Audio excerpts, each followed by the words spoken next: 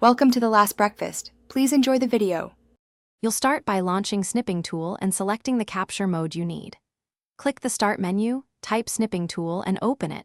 Choose Rectangular for precise areas, Freeform for irregular shapes, Window to capture an app, or Full Screen for everything. Once done, set Delay if you need menus to appear before capture, 0 to 10 seconds. Make sure to select whether you want ink annotations after capture. That saves time for quick edits. After selecting mode, press New or Ctrl+N to start the snip, then click and drag for rectangular, trace for freeform, or click the target window for window capture. When the snip appears, use the pen and highlighter tools to mark important areas.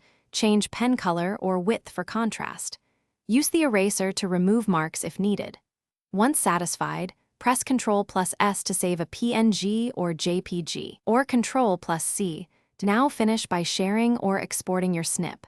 Click Share to send directly, or paste with Ctrl+V into chat, document, or email. If capture fails, first restart the Snipping Tool and the target app. Make sure clipboard history is enabled if using Ctrl+V. Also check settings to confirm screen capture permissions for the app you're targeting. If problems persist, reboot Windows. The simple restart often clears locked resources and restores normal snipping behavior.